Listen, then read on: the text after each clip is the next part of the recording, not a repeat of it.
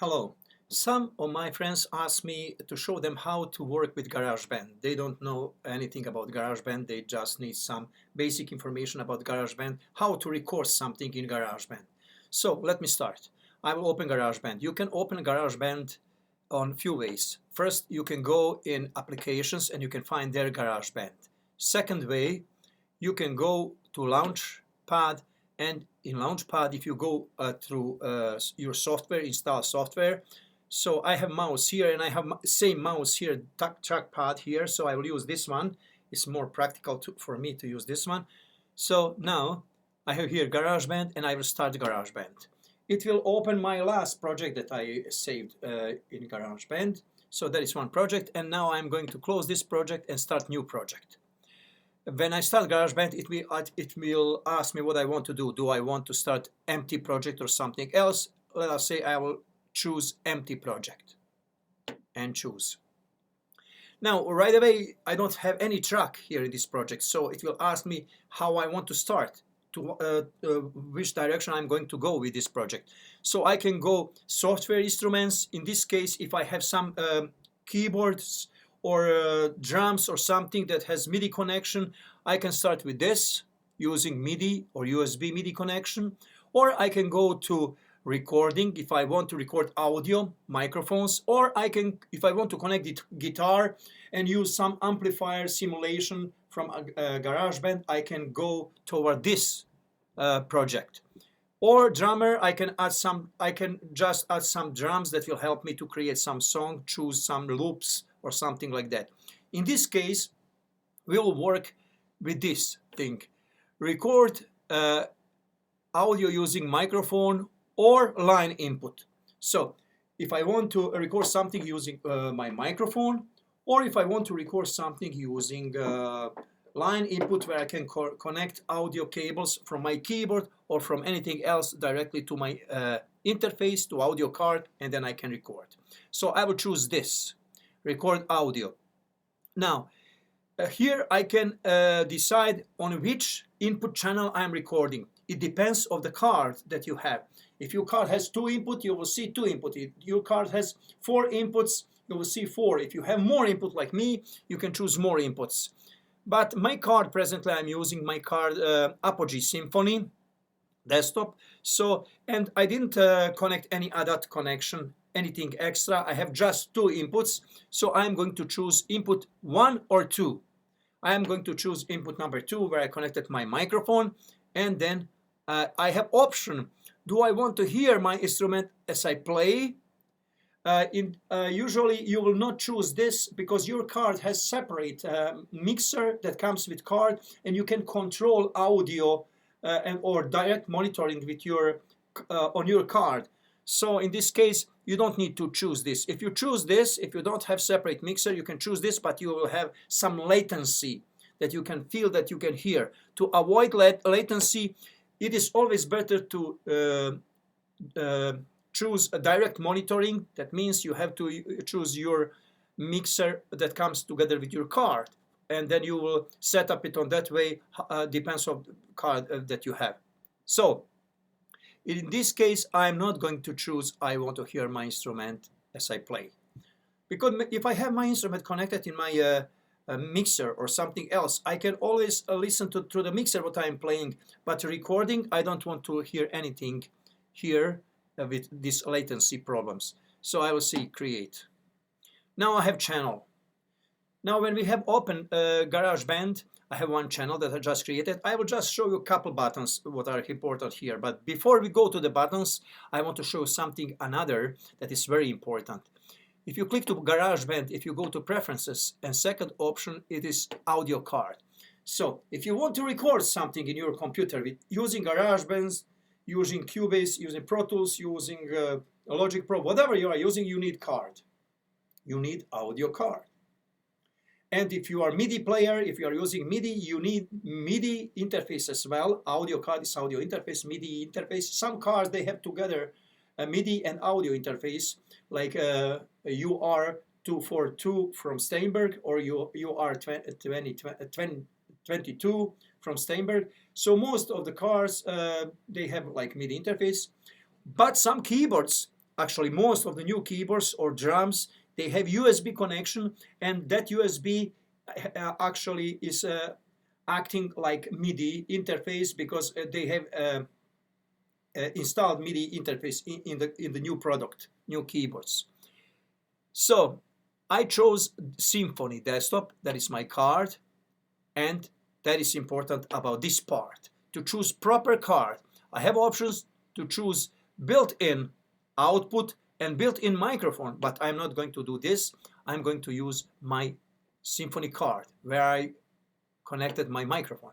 Now, my microphone is connected in that card, and as you can see activity here. My microphone is working. Now, if I press here, I can mute my microphone. Now you cannot hear anything, you cannot see activities, but now unmute, I am ready for recording. And I can press record button and it will count. And now I'm already recording my voice. As you can see, my voice is recording here. And you can hear metronome. I can disconnect metronome. I can have metronome just on the beginning. If I disconnect metronome here, it is for tempo, then I can just I will just get counting before I start recording, and I will hear metronome, but after that metronome will be off. So, and that is my recording. Now I can listen to my recording. I can go back, or I can go in the beginning of the song, and it will count. And now I'm already recording my voice, as you can see. And now I did record. So instead of microphone, you can connect your guitar here. You can connect bass guitar, you can connect drums, you can connect whatever you want to connect, and then you can record. Now, if you want to create another track, you will just say, what do you want to create? New audio track, new software instrument track, or new drummer track. Like on the beginning, I am going to create new audio track. So if I'm recording something that is going to be stereo, that I need two tracks, so left and right side, two cables, and then one track is going to be on channel number 1, another track is going to be on channel number 2, input channel, where we can change it. For example, now this is, for example, let us say channel number 1. I can go here and say Symphony channel number 1, and this one is going to be channel number 2. It's already channel number 2. So now I have channel number 1 and channel number 2, and if I'm recording two mono signals, they will be two mono signals. But if I'm recording something that is stereo, I have two cables that I connected to my interface, and I will get left and right side together. They are stereo recording. So now that is about it. This button here that you can see, it is button like input monitoring. I can still hear engage this button, and I can hear what I am recording by the time I'm recording, but with latency. So if you don't have mixer for your card, then you can use it with latency, but you can put buffer down, and then latency, depends on your card, it will be less latency. Now, let me turn this off. Monitoring is the best, direct monitoring through the mixer. So if I need this window here, I can leave it. If I don't need, I can just press there and I will get rid of this window. So I can engage, disengage this window. With this button here, I can engage it, and it will show me functionality of all those buttons here. If you go here, it is information, what is that, and what you can do with this. So if you go here, display button. If you go here, is tuner button. If you go here, is editing button. It will open editing window down, and then you can continue to work with this. So all those buttons, they will, if you engage this, it is going to tell you functionality of those buttons, and you can learn. It will teach you functionality of this software. Now, this button here is for Notepad. This button is here for media that you have on your computer. If you want to add something from your computer, this is for loops that you have. You can use those loops. So there. Now this is metronome, as I said, and let us. This button here, if I engage, it will show me this what I'm using for this channel. What I'm using, there is compressor, there is EQ, whatever I want to use for this channel there, and it is master output. In master output we have FX, master output effects, output compressors, limiters, whatever you have. If we have here actually what we want to choose, we can choose here. Do we want to choose compressor or limiter, whatever we choose, and we can engage or disengage. Okay, that is compressor equalizer. I can turn it on, off here. So that is now for, or I can turn it here. And if I have saved some of those settings, I can use saved setting. So I can disconnect it here, turn it off, put it back. And there is track mixer, as I mentioned, for tracks, which tracks we choose.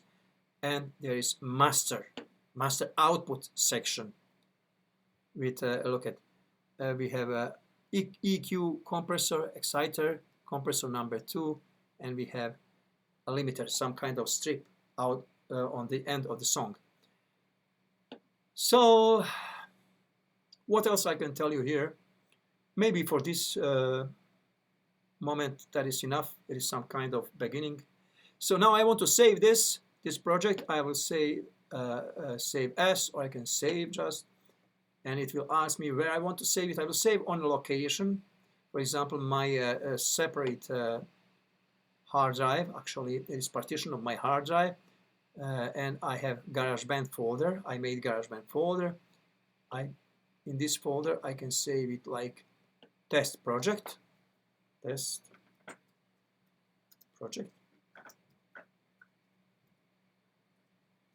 Is that project? Spelling is, I didn't just project. And when I save it, now I can see it here. If I go to my hard drive where I saved it, there is GarageBand, and there is test project, and I can open GarageBand with it from that place, or I can adjust when I open it. For example, when I close it now it will ask me for new project, or if I want to go to recent projects, I can open recent projects, or I can simply just click here and open project right away from there. Twice click. So now in this situation, as you can see, I have track 1 and track 2. I can record my keyboard. If I need to record separately microphone, I'll make new track for recording microphone. But what I need, then in this case, I need an interface that has more than 2 inputs. So that's why it is good to have interface that has minimum of the 4 inputs. With 4 inputs, you can work without any problem. With 2 inputs, you are always stuck with some kind of problem. For example, if you are a keyboard player and if you want to record keyboard, you need stereo input. And then if you are you want to sync while you are playing, then you must have third input. So, and card has 2 or 4 inputs, or 6 or 8. So in this case, I strongly recommend Steinberg UR242. It has 4 input, and in this case I can choose for example input number 3 here. So input number 3 here, and I can put names. For example, if it's this keyboard, I can put like keyboard left side, keyboard right side, and audio, could be microphone.